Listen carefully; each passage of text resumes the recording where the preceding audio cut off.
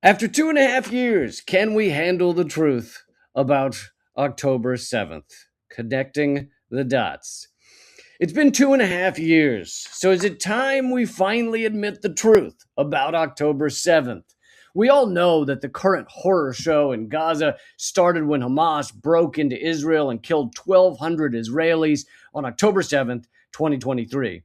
Essentially, every mainstream media outlet that writes about Gaza has to throw in a mention that Hamas killed 1,200 people on October 7th. If only it were true. Yoav Gallant, who was Israel's defense minister at the time of the attack, said Israeli troops were ordered to shoot and kill captive Israeli civilians on October 7th, 2023. Wait, what? Israeli troops killed a bunch of Israelis? This seems to be a reference to the Hannibal Directive, which is the Israeli military's sometimes policy of killing everyone around because that's the best play when you're upset about something. Do you see how shocking this admission is? It goes against everything the media has been saying for 2.5 years.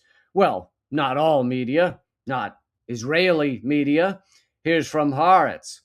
IDF ordered Hannibal Directive on October 7th to prevent Hamas taking soldiers captive. So that 1,200 number that we've heard on repeat for 2.5 years includes loads of people killed by Israel. Say it ain't so. Actually, the UN says it is so. Quote, the report by the UN Independent International Commission of Inquiry documented repeated uses of the so-called Hannibal Directive on October 7th as Israel was combating Hamas fighters. You might be thinking at this point, fine, the IDF might have killed a few Israelis, but it probably wasn't that many. Sorry to break the news, my friend. A new investigative article, this is another quote, by the way, a new investigative article by two journalists with extensive sources inside Israel's military and intelligence establishment revealed that some 70 vehicles driven by Palestinian fighters returning to Gaza were blown up by Israeli helicopter gunships, drones, or tanks. 70 vehicles blown up? That sounds like it would probably have killed a lot of Israeli hostages and bystanders, even if it were just 2 or 3 people per vehicle. That's hundreds of people. It can't be that many cars, or we would have seen piles of them. Oh, wait, there's indeed video of piles of destroyed cars, blown up cars. So, why aren't there tours being given of this wreckage? Why isn't there a lot of reporting on this? Oh, Israel admitted they shredded and buried hundreds of cars filled with evidence. Why in God's name would Israel do such a thing? Well, according to the Jerusalem Post, they did it, quote, in order to save space and be as environmentally friendly as possible. Environmentally friendly. Yeah, that is so Israel. When you look at a photo of Gaza today, you think they're trying to be environmentally friendly. Okay, let's back up here.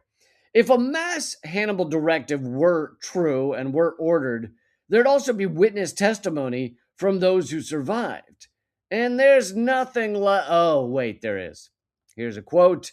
The key testimony of Yasmin Porat, an Israeli woman who survived a massacre by Israeli forces at Kibbutz Be'eri.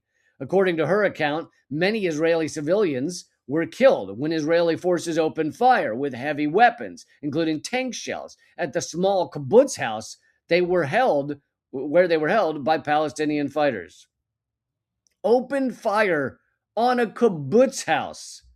Oh, come on, I doubt that. I wouldn't believe that unless I saw video of the tank operators themselves admitting, there is video, okay.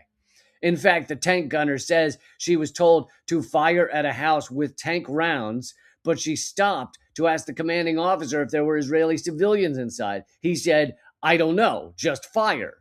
But she decided to only fire her machine gun at the house rather than tank shells. And she's proud enough of this to talk about it on a national news program. Okay, Maybe this was a rare incident. Maybe this one tank gunner and her commander went nuts, and this only happened this one time on October 7th. If it happened a lot, we would hear that the IDF fired thousands of bullets and bombs. Well, as Israel Hayom reported, data shows that during the fighting on October 7th, the Air Force fired 11,000 shells, dropped more than 500 heavy 1-ton bombs, and launched 180 missiles. 500 1-ton bombs, 180 missiles at guys holding guns? Honestly, those numbers don't make any sense. To achieve those numbers, you'd have to just shoot at everything. As Haaretz reported, quote, shoot at everything, one squadron leader reportedly told his men.